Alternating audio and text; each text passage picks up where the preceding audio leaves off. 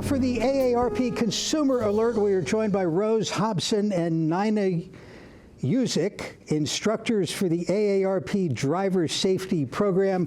Rose and Nina, thank you so much for joining us. Rose, you've been doing this for a while. Tell us about the AARP Driver Safety Program and who it's for. Hi, the AARP Smart Driver course is offered by AARP Driver Safety. It's the nation's first and largest refresher course dedicated to the fabulous 50-plus population and older. It's been in existence for more than 40 years, and the class has taught millions of drivers over the years how to drive safely, how to be smart drivers, and hopefully when they leave our class, drive with more confidence than when they came in. And Nina, what are the most important things that you want to teach people? What's the big message you want to get across in this course? Keeping people driving safer longer, making you aware of your driving, how things have changed, your body, the car, the roads, the laws, and makes us safer drivers. Is there a single thing that you want people to stop doing or to do differently? Hang up and drive. Put the phone away. So even people in the AARP course are guilty of driving while dialing, as they say? It's a problem, especially with seniors, because most of us didn't have cell phones or technology growing up, but we sure like it. And even the hands-free has been shown to be a significant distraction. If you need to talk, pull over. And it's a distraction because Rose, you're thinking about something other than driving, even if it's a hands-free call. That's right. Anytime it takes your mind away from your driving task, it's a distraction. And texting, talking on a cell phone, is the ultimate distraction. Causes more deaths than any other driving incident. Nina, you mentioned how vehicles have changed, people have changed as well. As you get older, certainly your hearing, maybe your eyesight, maybe you're taking some medications. What should people know about that?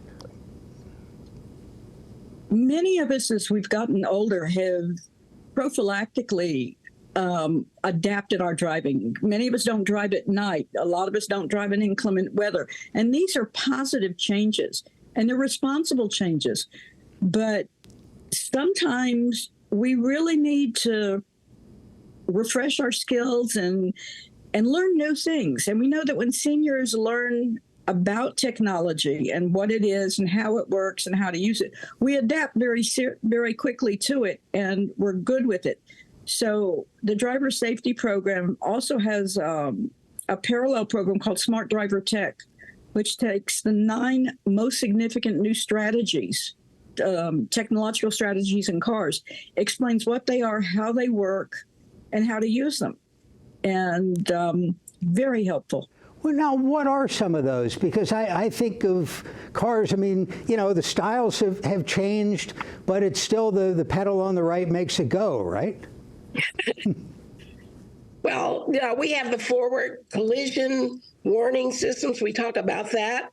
We talk about the adaptive cruise control, reverse safety technologies, the blind spots, most importantly, the blind spots, lane departure, drowsy driving. There's about 9 different points that we really key on when we're talking about technology of the new cars. And we try to expound on them so our seniors, because when they buy a new car, they don't stop to find out what the car can do for them or to them using this new modern technology. There have been famous studies that if you ask a room full of people if they are above average drivers, something like 3/4 of people think they're above average, which of course is impossible.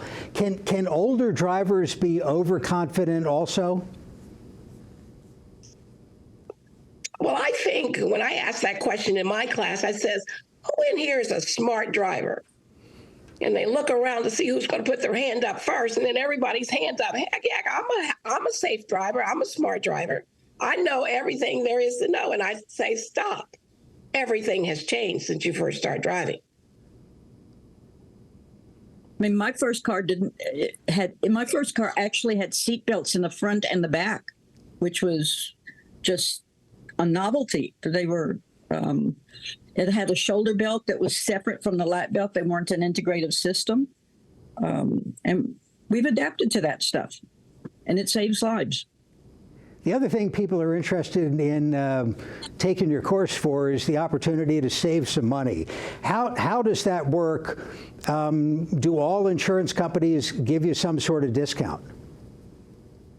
Well, Maryland is not a mandated state, which means insurance do not have to give you a discount, but we have several insurance companies who will give a discount for individuals who complete the course and call in and say that they have. So yes, some, but not all. And we'd like to work on that, get all insurance companies to give at least 1, 2, 3, 5% or something to encourage seniors to take this class so they can be smarter and safer drivers, so they can have the knowledge of what's going on out there on the highway, on the roadway. Nina, give me the particulars on the course. What does it cost? How long does it take? Is it just classroom, or do you get behind the wheel? How does it all work? Well, I don't get behind the wheel with anybody. No. The Smart Driver class in Maryland, it's 4 clock hours of instruction plus breaks. In the district, it's 6. In many other states, it's still 8, which means that even though I'm from the South, I have to talk like my mother-in-law, who's from New York, and I have to talk a mile a minute to get 8 hours of stuff done in 4 hours. But it's, Rose, what, $20 if you belong to AARP and $25 if you don't? Yes, yes. How about the really tough decision about knowing when it's time to start driving, stop driving? And I'm sure, you know, all older drivers would prefer to be the one making that decision, as opposed to having a family member, or worse, the Motor Vehicle Administration telling you it's time to give up your license. How do you know? Is there an age where everybody ought to start thinking about that? Go ahead, Rosie. Nana's our guru on we need to talk, and I'm going to let her to expound on that because it's very, very, very important. There's no age. I mentored a seminar last week at a senior residential place, and there's no age. I mean, I've driven in a car with someone who was in his 90s, and I felt perfectly safe. And I've driven in the car with my 28-year-old daughter or my husband, and I have my own right foot brake in the car, which bothers them. But nobody wants to be told, give me the keys, you're too old. So we have a free program. You can do it online as well, or we can come out and do it in a mentoring fashion. It's called We Need to Talk. And it's how to structure the conversations, plural, about when to transition and how to transition from driving. For some people, it will be visual reasons, auditory reasons, arthritic, other medical and health reasons. For some people, it will be economic reasons. Maintaining a car in this area is more than $9,000 a year. And if you're on a fixed income, that can be hard. What are your options? And knowing what the meaning of driving is to the individual. Is someone driving for control, for independence, for socialization? There's so many reasons. And if you can approach the person with the reasons that are important to him, you have a better inroad. And it's also to make these I conversations, not you conversations, because you don't want it to be confrontational. You were talking about the cost. Do insurance premiums go up as we get older? I know, if you're insuring a teenage driver, that's pretty expensive. Middle age, it's better. Do the rates go up as we age? Yes, especially after 80. Because you're probably driving less, but you're riskier. Yes. We know that senior drivers, because of our decades of experience, we tend to be safer drivers and more responsible drivers. At the same time, somebody over 80, if they're involved in an accident, whether they cause it or they're the passenger, they are much more likely to be severely injured or even killed in an accident. And we address all of these issues in the driver safety class. We talk about the effect of drugs and alcohol on our bodies. And, some of us are ungrowing. I mean, we're going sideways and not vertically. So we may need extended pedals, or we may need to do something because we have to be distanced at a safe distance from the steering wheel so that the airbag deploys properly. I mean, we cover so many things in this class. It's a wonderful, wonderful program. And Rose, go ahead. Also, when our seniors take our class, they themselves can make a determination whether, oh, I didn't know this and I didn't know that. And then there are some, I've had 2 individuals say, well, I think it's time for me to stop driving.